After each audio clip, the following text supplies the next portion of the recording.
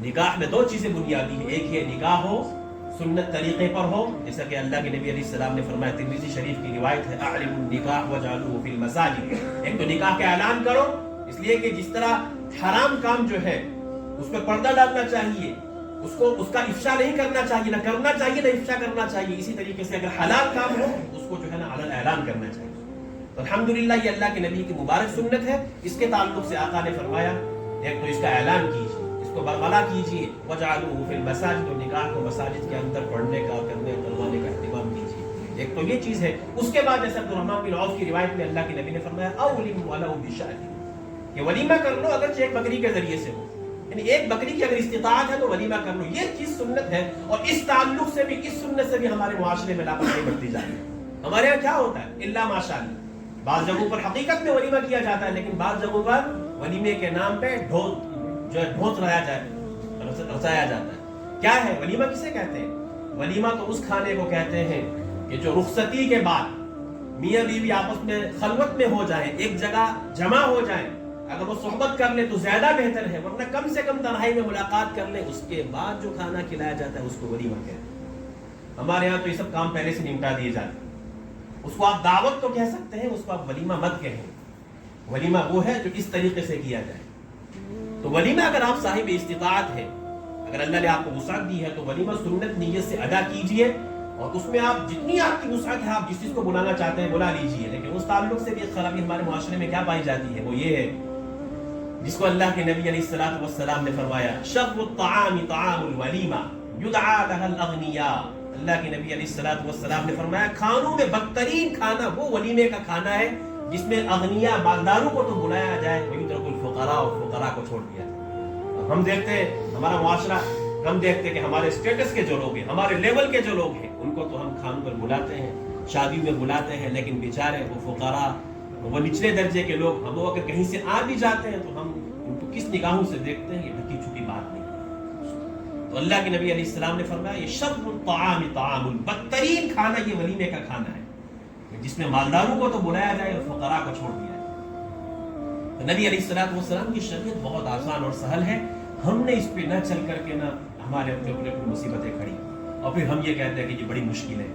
جب دین سے ہٹیں گے، اللہ کے نبی اور نبی علیہ السلام کی شریعت سے اور قرآن سے ہٹیں گے، تو پھر زندگی مشکل ہی لگے گی۔ یاد رکھیں کبھی سہل نہیں ہو سکتی زندگی۔ اگر سہل زندگی چاہتے ہیں تو پھر نکاح کو اس طریقے سے انجام دیجیے جیسے عبدالرحمن بن عوف نے کیا، حضرت جابر نے کیا، اور نبی علیہ السلام نے کوئی شکوہ اور شکایت نہیں کی، بس ایک فطرت کا تقاضا تھا پورا کر لیا، نبی علیہ السلام کی سنت تھی اس کو ادا کر لیا۔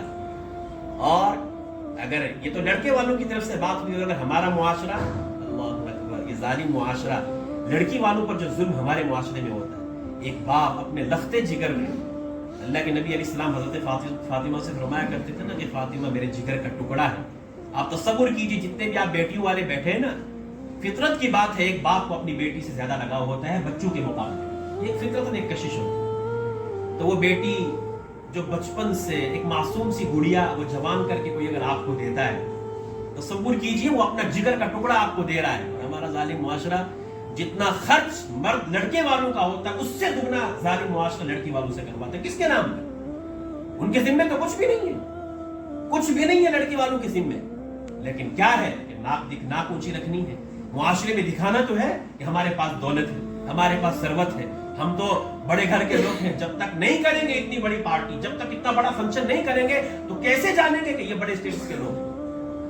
خدا کے لیے اس ظالم معاشرے پر مت ظلم کیجیے۔ اگر آپ کو اللہ نے مال دیا ہے تو اس کو صحیح مصارف میں خرچ کیجیے۔ دیکھیے ایسا نہ ہو کہ ہمارے اس دولت کے خرچ ہونے کی وجہ سے ہمارے کام تو بنتے رہے، ہماری عزتیں تو بنتی رہے، ہمارا نام تو چرچا میں آتا رہے، لیکن وہ گھرانے جو بیچارے نہیں کر سکتے، اس کی طاقت نہیں رکھتے ہیں، ان کی بیٹیاں گھروں میں پڑی رہیں، تو پھر جب یہ زنا عام ہوگا تو پھر اس کا وبال سب پر آئے گا، ہم سب کے سب اس جرم میں شریک ہوں گے۔ ظاہر سی بات ہے جب ایک کام حلال طریقے سے نہیں ہوگا، آخر ایک انسان مرد ہو یا عورت ہو، اللہ نے اس کی ایک خواہش رکھی ہے، جب وہ حلال طریقے سے پوری نہیں ہوگی تو پھر حرام طریقے سے پوری ہوگی۔ ایک لمٹ ہوتی ہے ہر چیز کی، جب حلال طریقے سے خواہشات پوری نہیں ہوں گی تو پھر مجبور ہوگا، چاہے لڑکا ہو یا لڑکی، اس نے اپنی خواہشات کو حرام طریقے سے پورا کرنا ہے۔ اور پھر آج ہم دیکھ رہے ہیں اپنی آنکھوں سے کہ ہمارا ظالم معاشرہ نکاح کے لیے 5 سے 10 لاکھ روپے کے طلبگار ہے، اور زنا کے لیے 1000 روپے اور تھوڑا سا وقت چاہیے، تھوڑی سی جگہ چاہیے تنہائی کے اندر، اور زنا عام ہونا ہے۔ یاد رکھیں یہ زنا کا عام ہونا قرآن نے اس کے تعلق سے تو یہاں تک کہا وَلَا تَقْرَبُوا الزِّنَا، یہ نہیں کہا کہ زنا مت کرو، یہاں تک کہا زنا کے قریب بھی مت جاؤ، إِنَّهُ كَانَ فَاحِشًا، وہ تو کھلا بے حیائی ہے۔ تو اگر یہ زنا عام ہو رہا ہے تو اس کے ہم برابر کے شریک ہیں۔ اس لیے یہ نکاح بہت مبارک عمل ہے، بہت پیاری سنت ہے آقا صلی اللہ علیہ وسلم کی، لیکن اس کو اسی طرح انجام دینے کی کوشش کیجیے جس طرح نبی علیہ السلام نے اس کی تعلیم دی ہے۔